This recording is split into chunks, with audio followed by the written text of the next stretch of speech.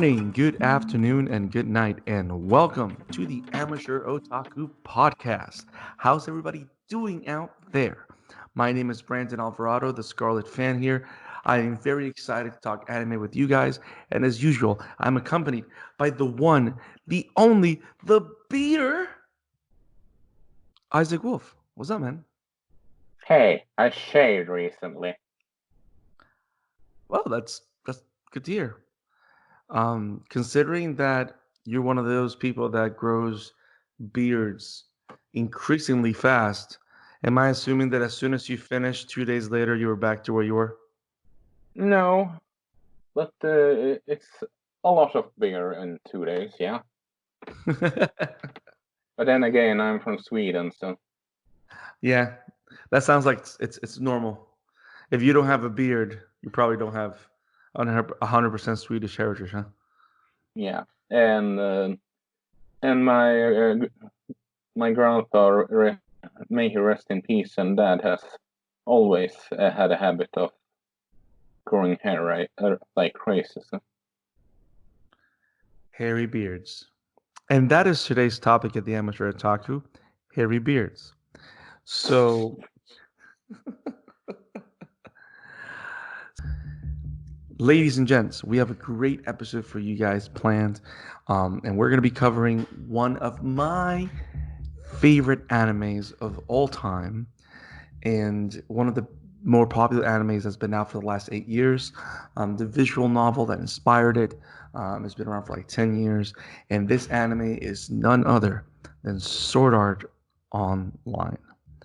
I'm very excited to talk about this, Isaac. Are you excited?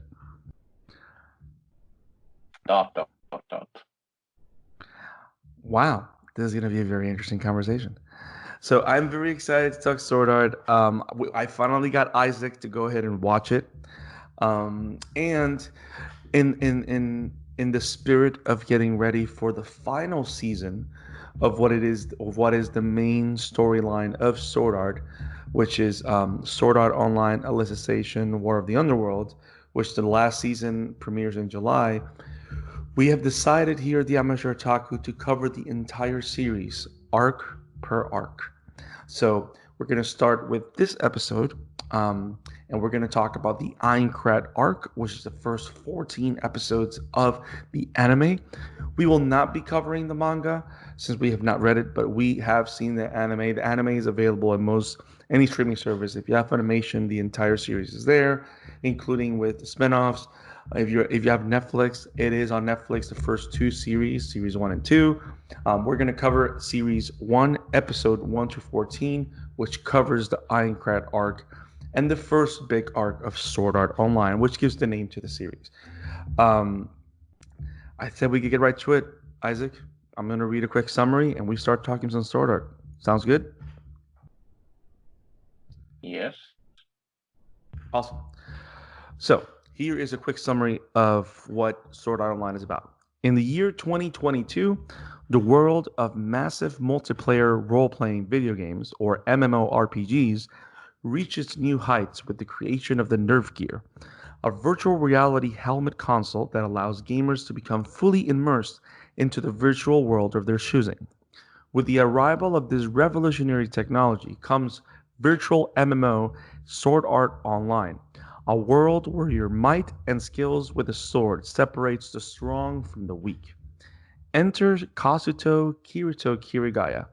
As one of the lucky 10,000 players to be able to get their hands on Nerve Gear and SAO, his sense of wonder and amazement are cut short when players begin to find out that the game does not have a logout button.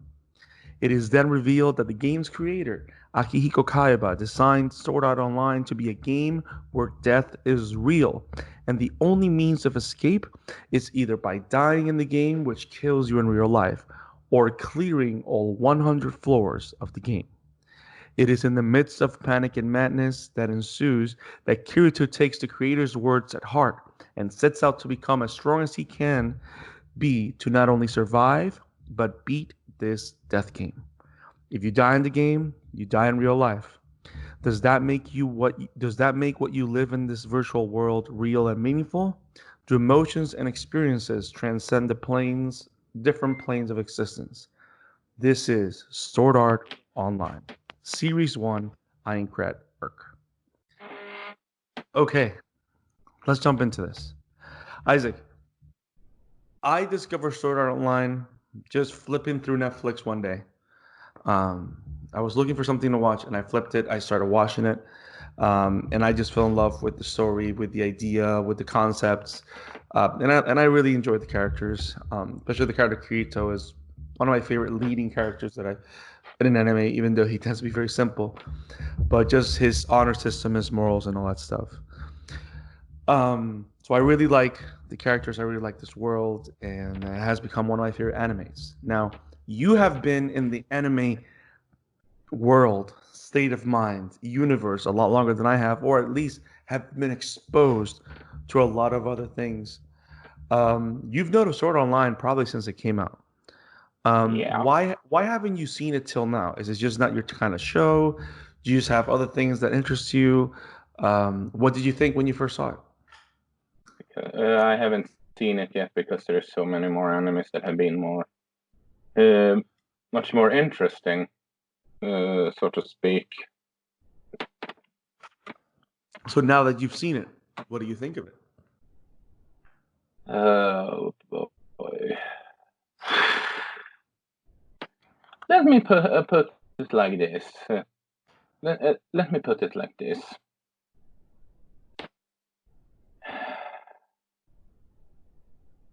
If I want to watch a series about someone being in an MMORPG or someone being stuck, I'd rather watch Log Horizon or Overlord season 1 or 2. Season 1, 3 sucks, but season 3 of Overlord sucks, but that's besides the point. I'm glad that you enjoyed this series. I'm glad that you like Kirito. But boy, does this show goes on my nerve. Why does it get why does it get on your nerves?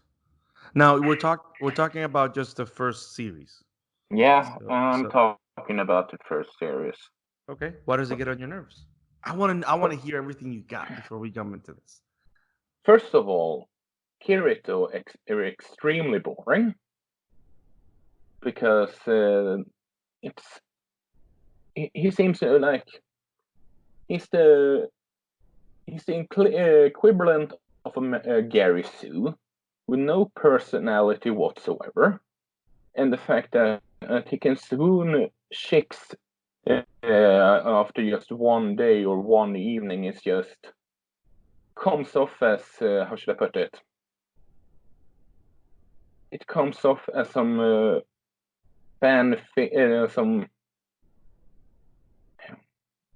a guy writing a fanfic of him inserting himself where he wished that every girl was loving him as soon as they saw him, with the exception of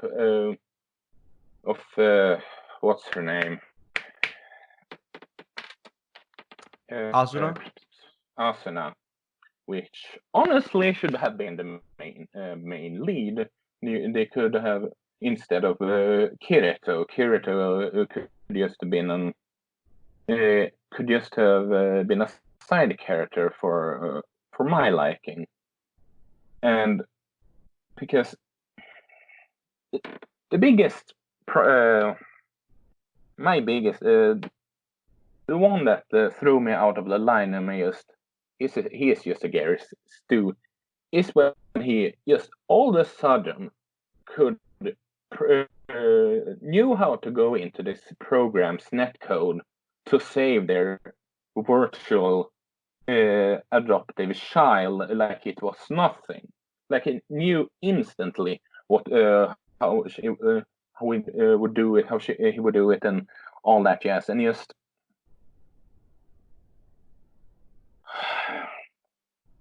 the only time I was sort of interested were when Kirito and Asuna had their slice of life moments together, because I will admit they were kind of cute together. But when they were all on the when he was alone and there were the whole Sword Art Online thing aspect, I was just bored because I knew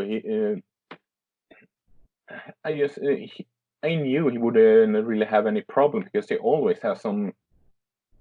He had some trump card pulling out of his ass, and that he for some dumb reason didn't show or suddenly come up with, and it just.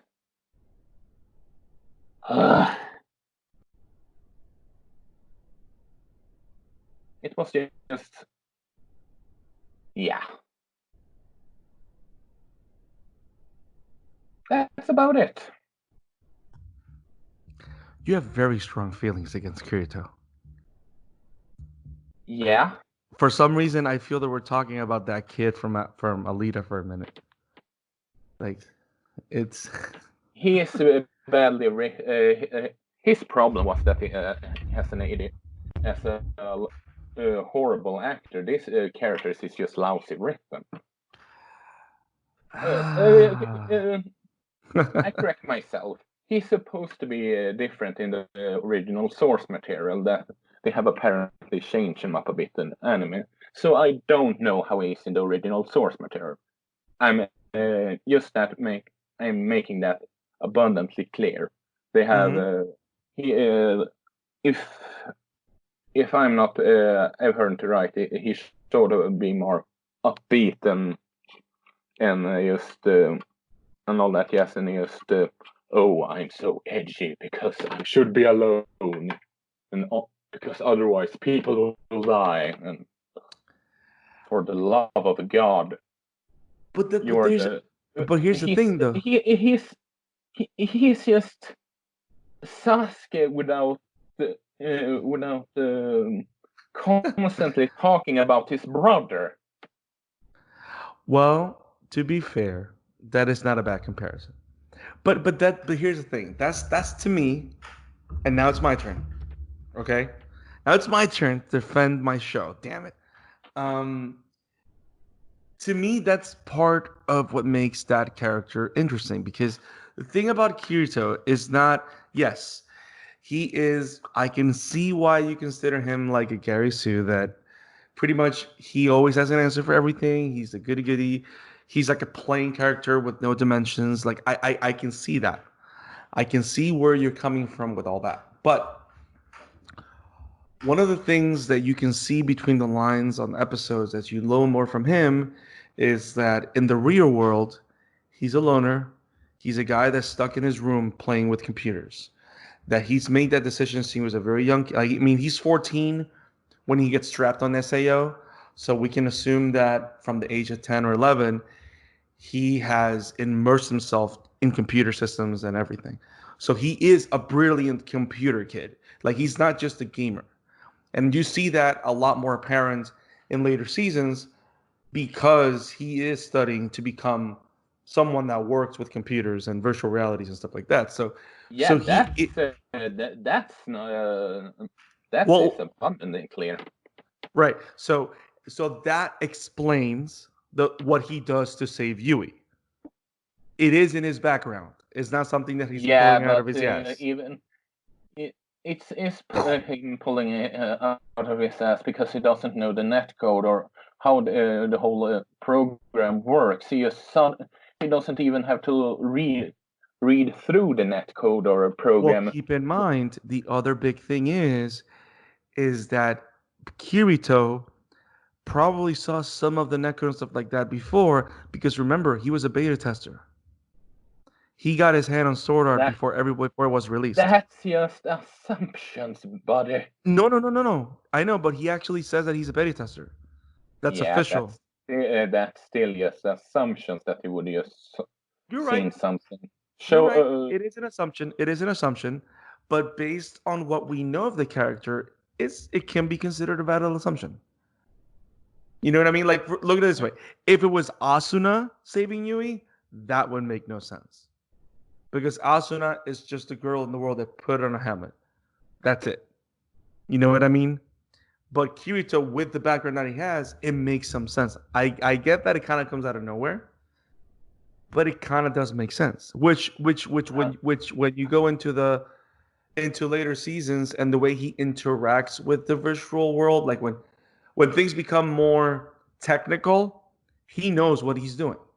So it's not something that necessarily comes out of nowhere. But I could understand why that's a gripe and it makes sense. Uh, Although I will say this though, mhm. it's my biggest. You know what I like. You know that I like to write stories of my own, and Mhm. you know what's one of the most important for me when it comes to storytelling in terms of characters. Go ahead. Uh, it's it's not it's character development, but there's also relationship development. Right. It's you go you have a logical from A to B how the character is between the other, and Mhm. that's why it's so annoying about the whole. Oh, he's so dreamy, and that's just Well, that's the thing though, and I'm gonna say something about that. I agree with you that there is a lot of it. I agree with you. There's a lot of it, but keep in mind, and here's me being an idiot writer. So bear with me. What makes Kirito interesting from other male characters in this world? you mean female characters that just want to No, no, no, no, male. No, just well, want to no, no, yeah, no. From other male characters in the world, not females. What makes him different from a lot of male characters in this world, and that is something that Asuna says um, before they go back to the front lines towards the end of the Aincrad arc, is that everyone in this game, at least, like I'm gonna say this from Asuna's words, every person that she met, including herself, was simply someone trying to become stronger to beat the game. And it was someone that would just be either ultra macho or ultra serious or like, you know what I mean? Like it was always someone that was a facade of a person. It was someone like playing a persona, you know what I mean? Because they have to play a role in this virtual world, right? they never see it coming. Yeah. Um Live surprise. Okay. So we're probably gonna get sued now. Um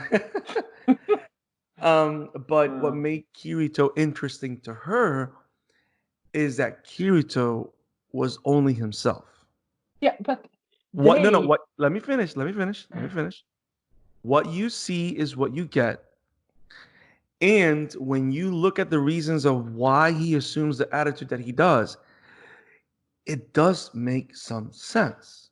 yeah, Because but look at it this way: apart from the fact that he is separated from his family, which he doesn't like, he's a kid that was adopted by a family. He recently found out that he wasn't part of the family, so he feels ostracized in his own home.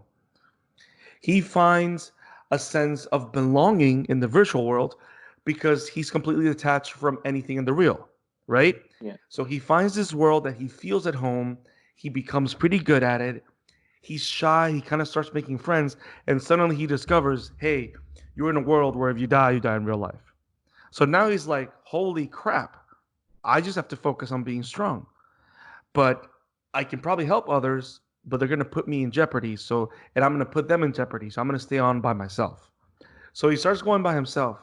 And then every time that he tries to open himself up with other people, because because here's the thing. Remember, in this world, if people know you have something, they're going to try and take it away from you. And that can mean that people are going to try and kill you.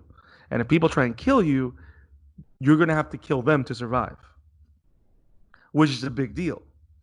So that's why he doesn't say what he has. He doesn't say what level he is because he doesn't want to draw too much attention to himself. And when he talks to, for example, the Mooncats Guild or the guild that got killed because of him, he didn't tell them his level because he was going to draw too much attention to him. So, but then he finds it, and then people die because of him. So this is someone that people are dead because of him, because he's made bad choices. But he is still living the best he can in this virtual world, which nobody else besides him is doing. That's why people consider him arrogant and stupid. But then when they see that it's not a mask that he's wearing, that it's not a character that he's playing, that he's just that person because he values life and he values people, that's why the girls find that interesting. But what I like about that, that's one thing. Now, what I like about his interaction with the girls is that he's an idiot kid that is oblivious to that. And that cliche is so overused, and so it's just I agree. on my nerve. And I agree. Sorry. No, and I agree with you. And I agree Sure. with you. And I agree with you 100%. But it actually works the fact that I disagree. No, let me I finish. disagree. Let me finish my thought. It actually works for me because when it gets to him being with Asuna, he snaps out of it. Yeah, Asuna and Kirito's No, relationship is. I can't believe that, but the other parts. well, keep in mind. Look, a lot of girls find him dreamy or what, but out of all the girls that kind of notice him interesting, only one of them really falls for him. Only one of them, which is Lisbeth. That's it. And as soon still unnatural.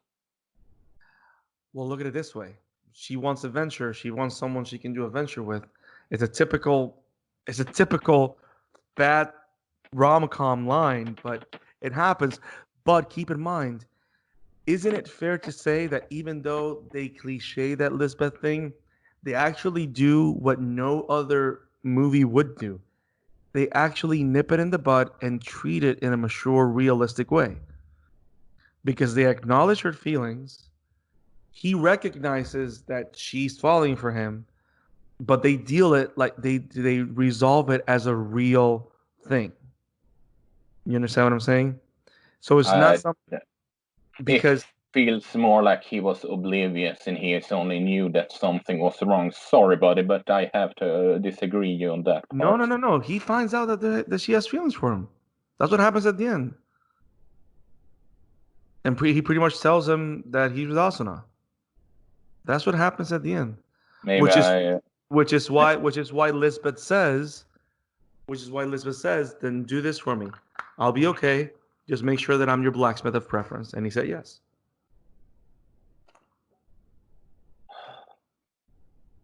We're not going to agree. It's okay. I will say this though. This arc is not the arc that I hated the most. Okay, we're going to get there. We got a couple of episodes to go. Now, I know how you feel now. I know how you feel about. If you want a better series about this, watch Log Horizon or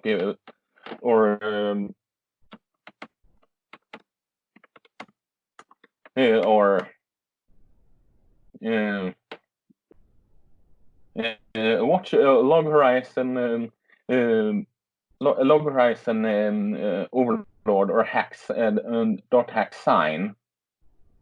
You will thank me later.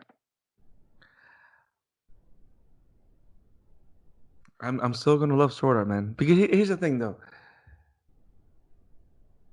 So these other shows that you're talking about talk about Sword Art, talk about the idea of dying in the virtual and being alive, dying in the real world.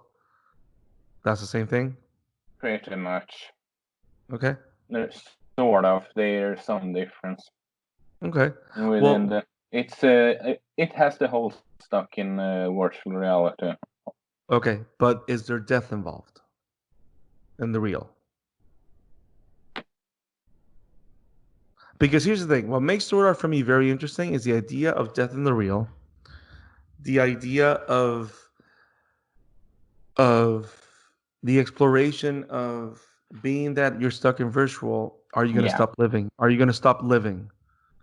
and of them Essentially. actually them living this life and living the best life that they can in the midst of all this. That's what I like about it. That's and the way they explore that, the way they explore murder, the way they explore going through the rules and going around it. I find the show to be very creative with the premise that they have. Also, another thing, but this might be just a nitpick for me, but as someone that has friends that plays MMORPGs like that,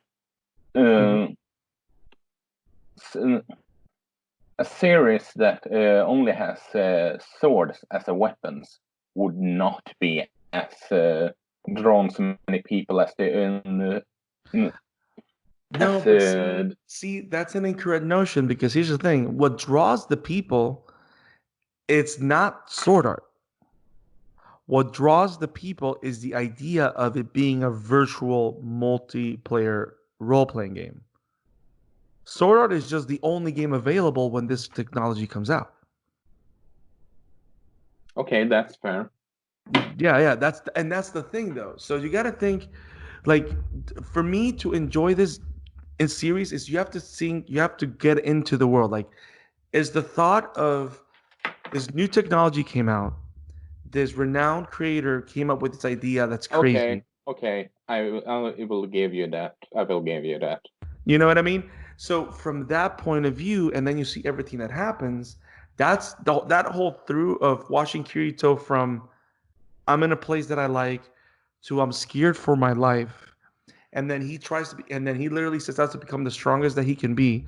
He gets to be the strongest player in the game because he's the one that's able to beat the game to save people.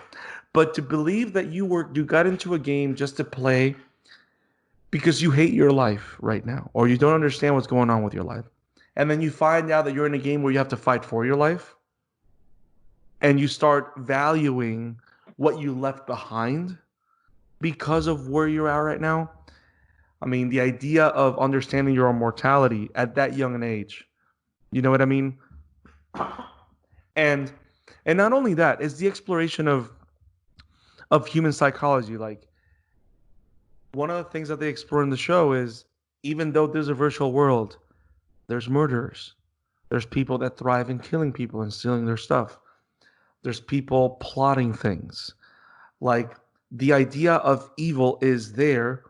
And I like how the whole thing about what Akihiko Kayaba did with Sword Art is that he just created a world, but the players brought humanity into the world. You know what I mean? And the way that this young kid learns about evil and humanity is while trying to survive in this world. He sees the worst things of humanity in this world because of the game, which is the whole thing that to me I find interesting. That you don't see in a lot of shows. And that's what I like it. There's just all these factors that to me I find so interesting. And of course, the action, you can't deny the action on the show is pretty good. Nah, I have seen so much better fights. I have seen so many better choreographic for this year, for that year that it came out. I don't know exactly what year, but 2012. I don't keep track in what every year. No, because for example, because you got to keep in mind also this is 2012, so this is where most animes are mixing a lot of CG and animation, but it's mostly it's still pretty good. Like for example, the fighting in Sword Art Online Alicization, it's worlds better, and the fighting isn't it A1 Pictures that makes yes the A1 Pictures, yes, and like an Aniplex is doing it too. So like for example, the fighting that you see in Sword Art Online Series 2 is a lot better than the first one. Like in the Phantom Bullet arc, the fighting there is pretty awesome. Oh, don't get me started of that one. Well, keep in mind, I'm not talking about what you don't like. I'm talking about the fighting. The action is pretty good on that one. Yeah, No matter how you feel. that action was boring. Maybe it's because I didn't like the characters. I don't know, but I don't know. That sounds that's probably why it was. Many people argue that if you don't like the characters, the fighting ends up as just white noise, which why many people call the Transformers movie such a piece of shit. Yes, that sounds about right. So I appreciate you putting yourself through hell to watch Sword Art with me. I'm looking through what came out in 2012. I can already tell you some series that made far better fight scenes. Fairy Tail, Toriko. Let's see here. Where was it?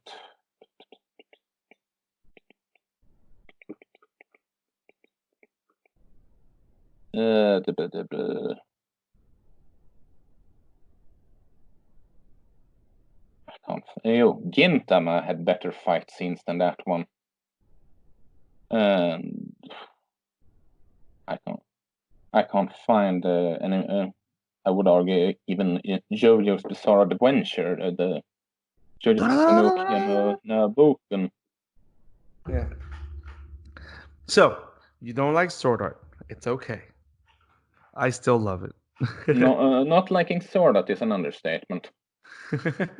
Although if they did a slice of life crossover, it was a spin-off with Kirito and Asuna, I might watch it because that was the only time the series was interesting. And it's sad when the whole idea of being stuck in the virtual reality is the most boring aspect for you.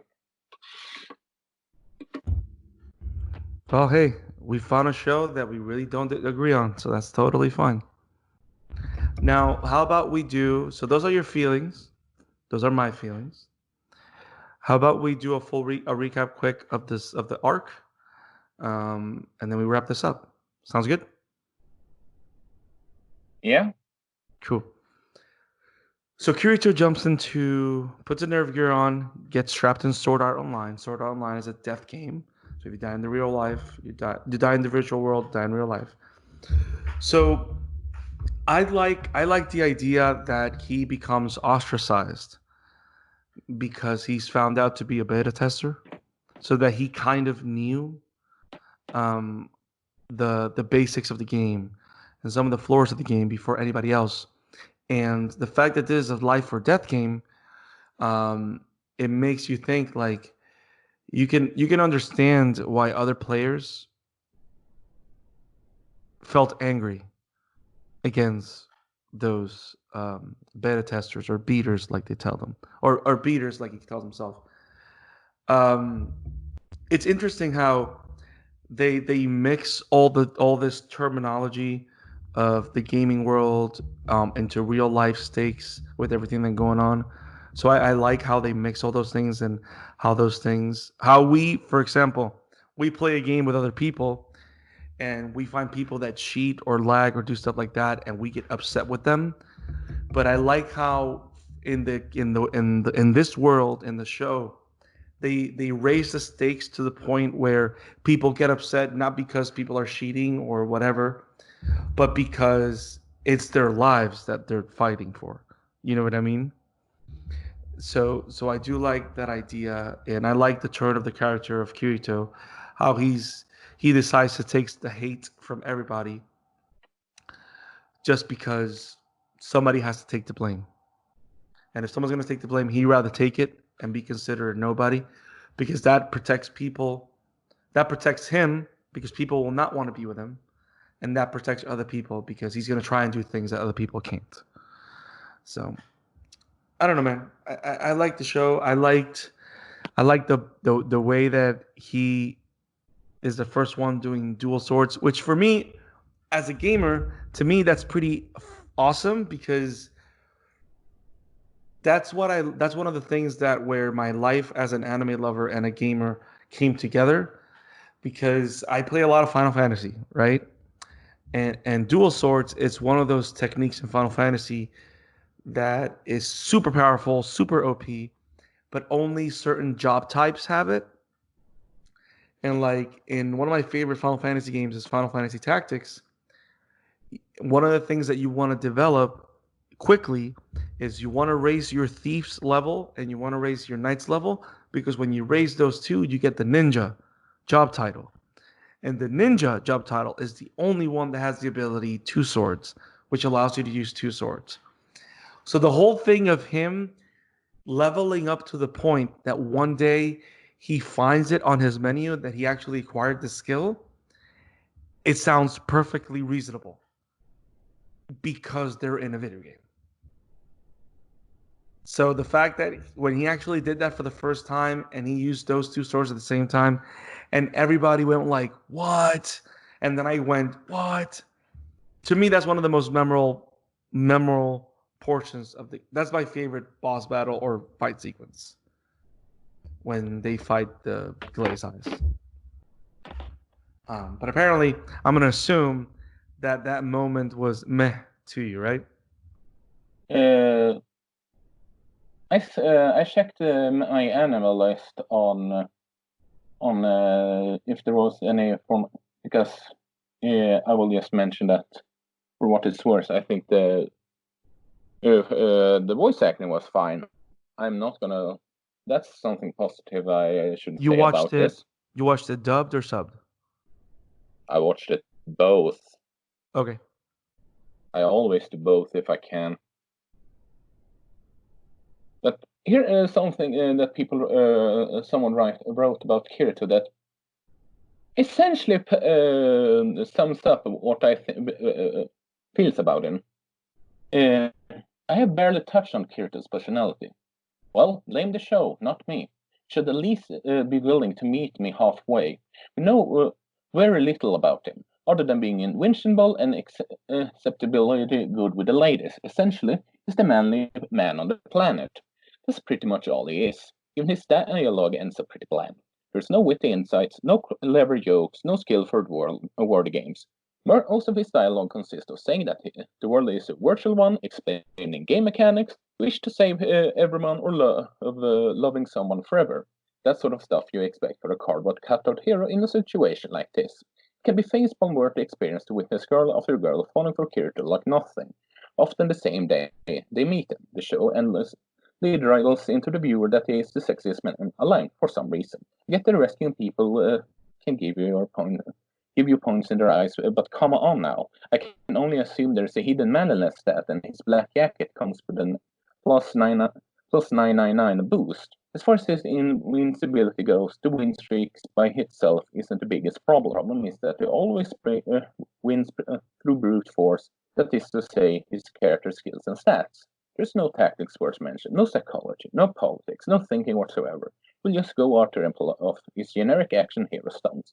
Sure, developing the skills and stats may have required some tactical thinking. Maybe he has optimized his skill tree or has amazing grinding stats. In theory, we see no hints of that. It all happened off screen, and off screen doesn't count. I'm sorry, it just doesn't. To add insult to injury, some of Kirito's abilities are completely forgotten later on. I'm sure that health recovery thing would have come in handy in any number of times. And even his skill and stats aren't enough, he's saved by plot armor at the last second. It's only a mockery of MMOs in the sense that Kirito is able to solo rate bosses. And he is able to attain level higher than anyone despite playing solo, supposedly because he doesn't have to split the EXP. His most unique ability is revealed to be, drumroll, dual wielding, which nobody else is allowed to do in this game.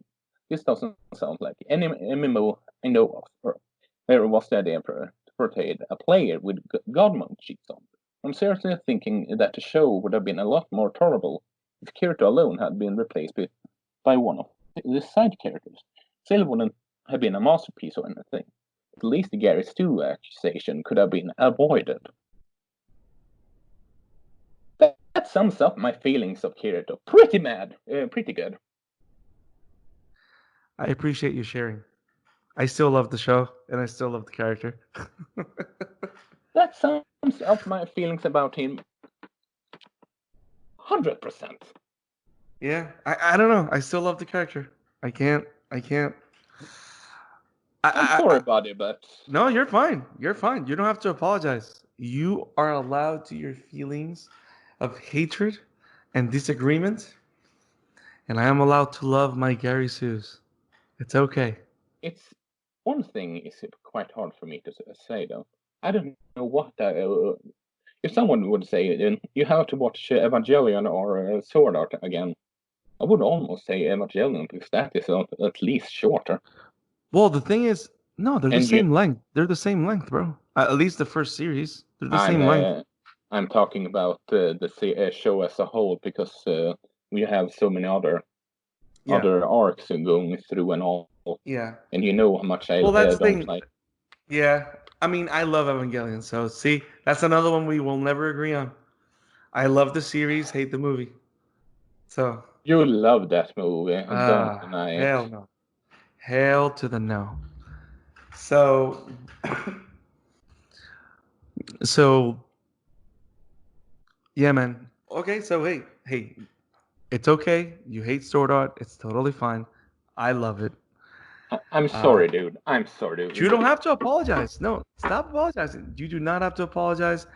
I get all the critiques are valid. I'm just able to appreciate beyond those critiques. I'm able to see where the character works for me. So yeah, and it I is can what it is. totally see that. Yeah. So it's like anything. It's like anything. Everybody, it's like when you watch the Evangelion show and then watch this movie. People want to accept the movie as, I mean, the creator says the movie is the correct ending, and I tell the creator to, I'm not going to say it because this is a clean show, but I tell him to go ahead and put that movie where the sun don't shine because the series ending is a lot better. But that's a different story, different anime, different take. So I'm really surprised about the dual wielding thing because the thing is this, they explain it in the show. Like Akihiko says that ability is giving to the character with the highest dexterity. So that means that if there was highest dexterity reaction time, if there was another character that would trained as much as he trained, he would have gotten the skill as well. Yeah. That's all. Screen, That off screen. Forget the skill. That's well, keep in mind though, what other abilities can you give when there's no magic? That's the other thing. There's no magic in this game. So any ultra power skill has to be weapon related. And what stronger skill than wielding two swords in a world when you can only wield one? yeah. You're doubling your attack power. I'm not arguing that there shouldn't be a dual sword wielding. I'm just No. But here's the thing: the person in the argument is belittling the idea of dual wielding being one of the strongest abilities. And I'm like, in most MMORPGs, there's magic, there's other things that you can do to boost your attack power. This world does have no magic. So dual wielding is the top. Well, because even in the games that have magic involved, dual wielding is still one of the strongest sword techniques. And after that is Zoro level, where you have put another third sword in your mouth, and then you have triple wielding. Damn it. So characters essentially be Zoro from One Piece. There you go. That's what I'm saying. I'm pretty confident Zoro evolved from Sword Art Online. He became more I'm kidding. I'm not gonna say that. That's an insult. I'm not doing that. But yes, I mean, it's like this is one of those shows that I get why people criticize it, comparing it to other things. But this show also is very unique in a lot of the ways, and is very unique in the decisions that they make and why they make them. Like a lot of the decisions that they make for the show make sense within the logic of the show's world. But when you compare them with other shows and other things, they might not be the best chance, but they may not be the best direct comparisons. But I love Sword Art Online. And I'm glad that you do. I think you guys should watch it or give it a chance. I always say, if you can get through the first arc, which is this one, which is the Aincrad, there's multiple arcs in the entirety of the series. Right now, there are in almost 100 episodes. You have the Aincrad arc, which is the first one that we covered today. You have the Fairies Dance arc, which is series 1, episode 15 to 25. After that, you have series 2, If you're able to get through the first 10 episodes of season 1 of series 1 and you enjoy it, keep watching it. It only gets better from there. And Isaac might disagree. Yeah, considering But the second arc was almost killed the anime. um I really enjoy this show, and I love what they've done with everything, and I love this world. I love the lore. I'm Um, serious. The second series, second arc almost killed the you mean anime's popularity. the fairy dance? Yep, Why? we can go on that for the We'll next talk about that. We'll episode. talk about when we get there. So we'll find out how controversial it is. So that's going to be interesting. I think you guys should watch it. Now let's talk a little bit about. We talked about the characters. Let's talk about Asuna. She's a fantastic female character. I really enjoyed her development throughout the show, throughout the first arc. What are your thoughts on Asuna? I mean, you did say that you prefer her as the main character, so I'm assuming you like the character of Asuna. I mean, So she you was liked more her. she You she liked. was more interesting, and she was far more interesting, and have someone that is shy and have a character that is shy and not knowing how she would handle things, and then rise up to be more confident and all that, yes, because she ends up more confident when she Mhm. rises into power. That's far more interesting than a loner just, oh, I'm leveling, oh, I'm leveling, oh, look at me, I'm roading. That's far more interesting, which is why I think she should have been the main character, and they could have scrapped Kirito completely. How is it that we're talking about Asuna and you keep going back to destroying Kirito? That's the way these reviews are going to go, right? You're going to keep going, talking about Kirito is useless and why other characters are better. Just want to make sure so I can prepare mentally. I don't know. I'm just talking of. Mm, um, I like how you see the different aspects of the game and how you meet other players. Like you have the player that's a swordsmith with Lisbeth. You have a beast tamer, which is Silica. You have Eagle, which is the item shop guy. Which it's fun that one of your best friends in the game is an item shop guy. He was a cool character, and I he like that becomes dude. yeah, he's a cool dude. Um, Klein is your best idiot friend. Like we all need a Klein in our party. So I really enjoy Klein. I would have liked Kirito to interact more with Klein, but every time he met with Klein, I can get why he got that attitude because he didn't want Klein to get hurt. But but yeah. Now let's talk about the big reveal at the end of the series, of the arc, of the Aincrad arc. So actually before we do that, so you said that the best thing you liked about the game, or the game, well, it's a game. It's an anime game about the game. The best thing you like about the anime was the slice of life story points. As you know, Kirito and Asuna form a small party. They get together. They kind of start liking each other, falling in love, and whatever.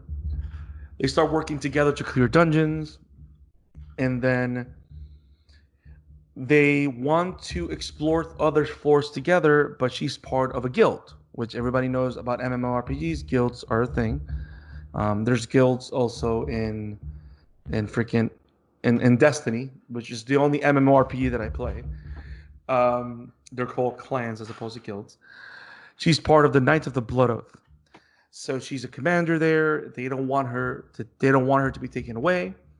So Heathcliff, which is the leader of the Knights of the Blood Oath, challenges Kirito to a duel, which is a very interesting duel, which he loses by tricks. Um, and as he goes on his first training soiree with the Knights of the Blood Oath, he's attacked by a PK. PK is a player killer. which in this world, it's a big thing because if you kill a player in Sword Art Online, you're literally murdering the person in real life. So after a brief attack from a player killer, Asuna and Kirito go away. They literally come. Um, they they embrace the love that they feel for each other. They end up getting married, which is very interesting because it makes you think how trauma forces people to mature. You know what I mean? Because keep in mind, this is a 15-year-old girl and a 14-year-old kid. What do they know about relationships and commitments? Someone might say. But when you talk about the things that they've experienced, it makes sense that they have matured very quickly. Does that make sense? Yeah. Because they're seeing the world in a more serious lens. So they value each other, they value their relationship, they value other people.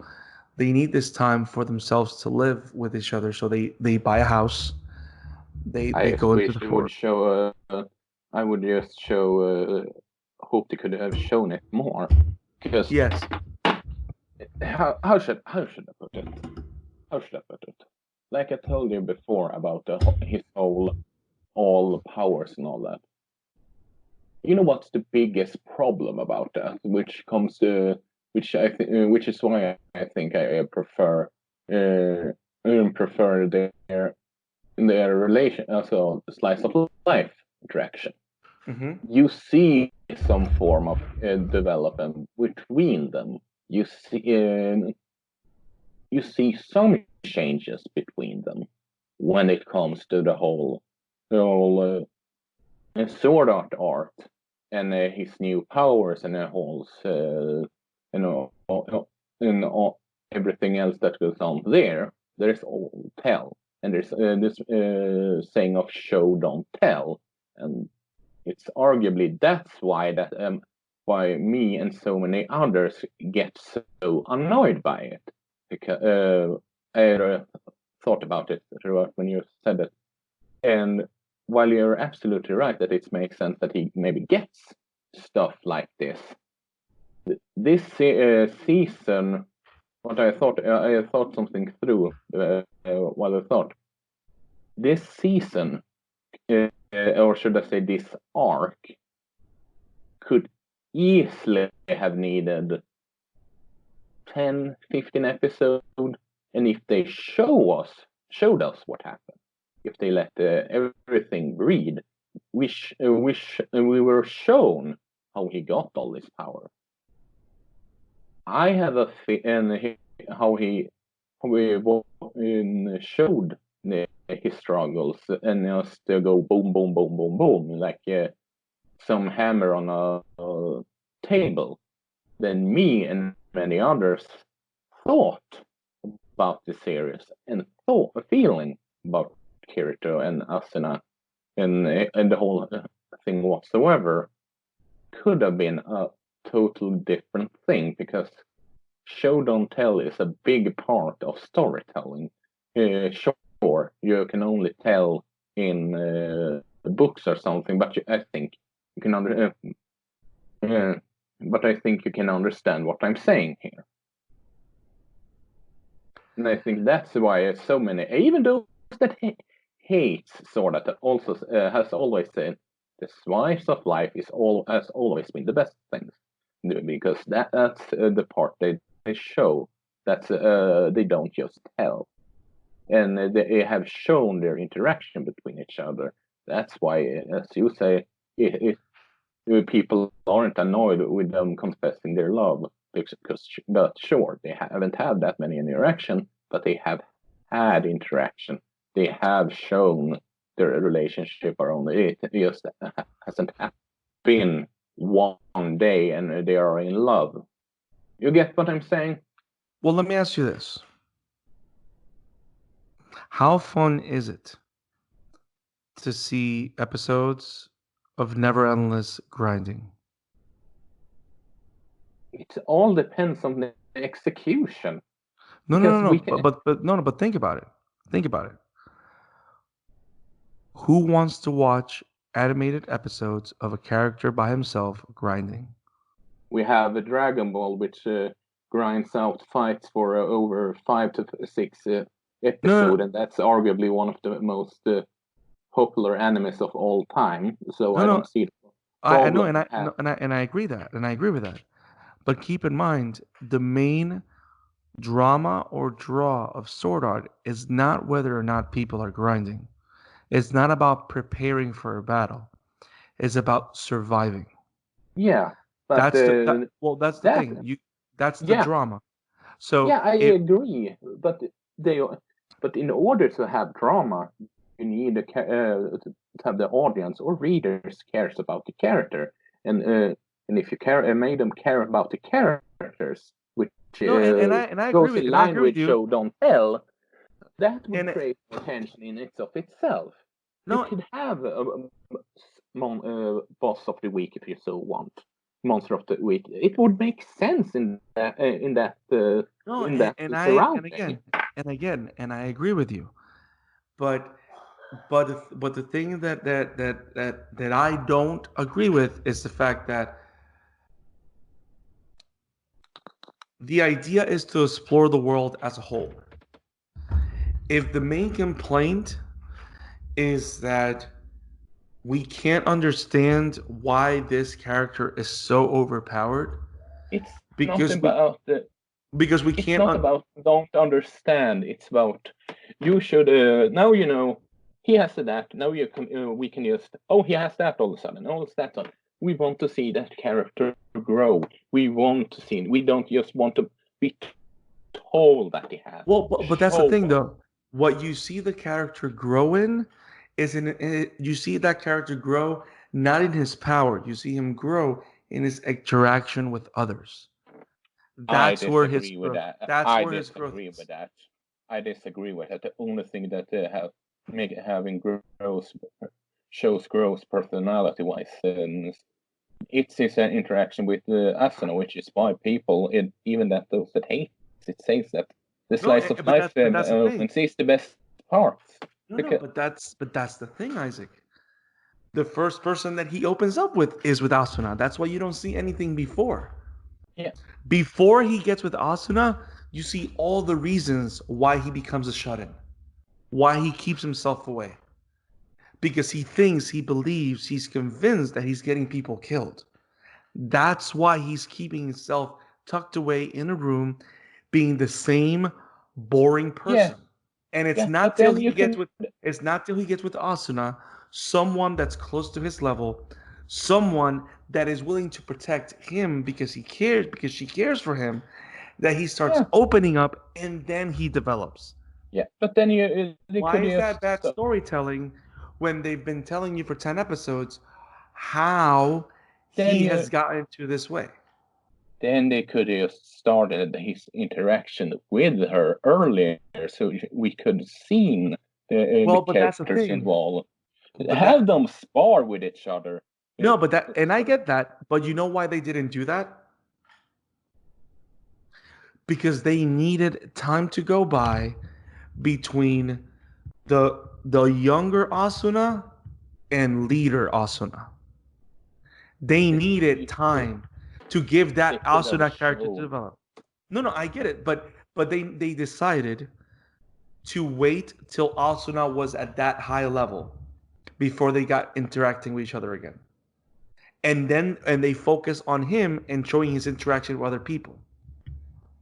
So what they did was is his character development, they showed it in stages. The first couple of episodes, it's him interacting with other people and explaining why he makes the decision to be a solo player, which is a big deal because everybody is surviving in groups. He is the only one that's become solo. And the only reason he's being solo is because he doesn't want to get people killed. Because he thinks that he keeps getting people killed with his bad decisions. That's why. It's not till he meets Asuna, someone who's willing to fight for him, that he comes out of that bubble and says, okay, I can do this. Even though at the end he still becomes the idiot that gets himself killed to protect Asuna, and Asuna gives his life for him, which what happens at the very end. He didn't necessarily break, but it wasn't until he meets Asuna that you see the development that people have been craving for. But they have explained why he is how he is. That's the problem. Show, don't tell. No. But that's the thing. So the problem is that they're showing and not telling, because they are showing. No, I wouldn't say that they are doing that. I would argue that they don't. Okay. Well, the thing is that I can see it because, for example, the whole thing with the Cat Guild, that whole thing happens. The whole thing with them discovering the murder. Because keep in mind, the distance between him being on his own, beating the first boss, and getting back together with Asuna. Isaac, it's only 3 episodes where you don't see Asuna. Actually, correction. You only don't see Asuna for 2 episodes. It's not really a long time. And as soon as you see Asuna on episode 5, you start seeing his character development with her. And then it reaches its peak when they go into that house, into the slice of life.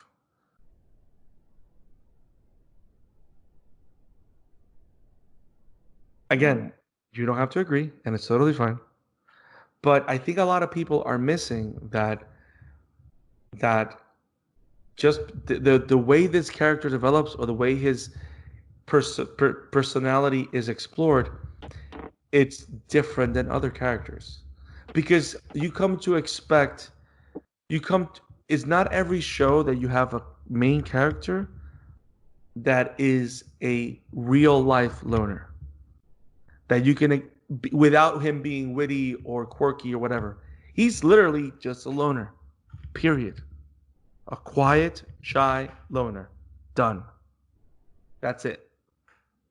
He's not treated as an anime character. He's treated as an actual person. Which is another thing that I love about the show, because most of the times when you see the different characters of this series, you can see the difference between the people that are playing a persona and the people that are acting like real people. Which is why the group of people that Kirito surrounds himself with is very particular. Because none of them act like fake video game characters. They all act like real people. Which is, to me, one of the big draws of the show. If you come to this show expecting a anime character that's charming, that's interesting, it's not necessarily the case, because they're trying to make this as down-to-earth, grounded, real as possible. Like, this is one of the few animes where they're making it a point where, hey, the virtual world is not real. The real world is there. There is a real world where there's people, wars, guns, all that. There's a real world. This is a fake world. It just happens that because they're stuck in the fake world, the real world invades. That's how I feel. I may be wrong. I may catch a lot of hate. But that's how I feel, Isaac. This has been an interesting discussion, I'm not gonna lie. Yes, it has. Yes, it has. Now, to be fair, how did you like the reveal that Heathcliff was Akihiko Kayaba? Saw that coming a mile away. The fact that he could do that, I mean, okay, he's the creator. I like how they explained it through the whole thing with Yui. I like that description. That was pretty cool. Immortal object. So that was pretty cool. Because we're in a game where there is no magic, and he could just suddenly make him freeze like that. Yeah, right. It wasn't even who could it be? It was just. Yep, I agree with you 100%. I just liked that we discovered it or realized it with Kirito. That Kirito just went, you know what? This makes perfect sense. So, which is another thing. The only reason why Kirito is thinking this way is because remember, everybody thinks that they're stuck in this world. Kirito is living in this world, but he knows that he is one of the few people in this virtual world that pretty much is able to make that clear distinction that even though I'm living my life here, I am in a virtual world. There is another reality that plays into what. That's why he's the only one that talks about things in technical terms a lot of times, because he's able to live outside the bubble that everybody's lived in. Because everybody feels trapped. He knows he's not going to stay trapped. He wants to get out. He has the idea of the world and real world, of the virtual world and real world separate things and all that stuff.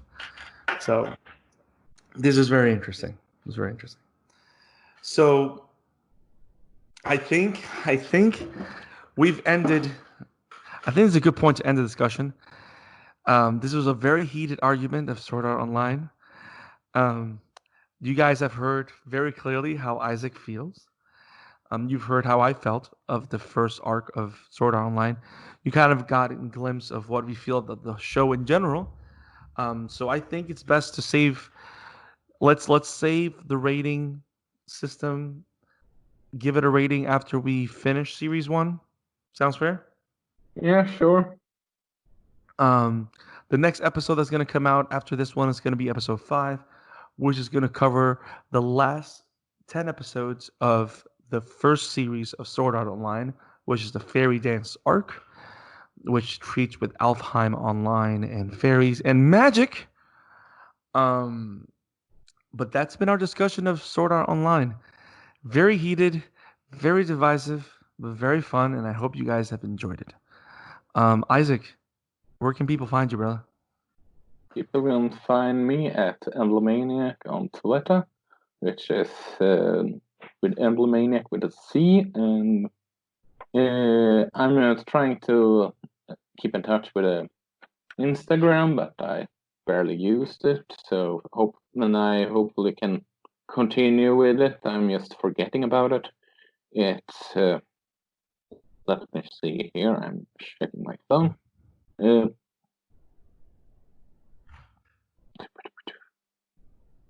Maniac92, and we also have for Amateur Otaku. So then we have the Amateur Otaku.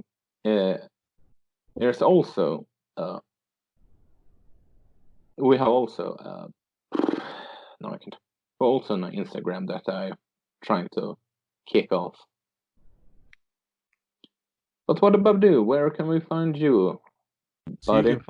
you can find me on Twitter at the Scarlet Fan 52, where I randomly put tweets and talk about all the cool stuff that's happening. And I look forward to seeing you guys. And if you guys have any anime shows, series, movies that you guys want us to cover, please let us know. Send us a tweet or a DM to our Amateur Otaku Pod on Twitter, or an email to amateurotakurtf@gmail.com. This is the Amateur Otaku. We started talking Sword Art. It got heavy. It got fiery. We got more Sword Art to come. And go watch the show. Give it a chance. If you hate it like Isak, let us know why you hate it. If you love it like I do, let me know why you love it. And let's become friends. So, take care, guys. From the Amateur Talking to you. Peace. Peace.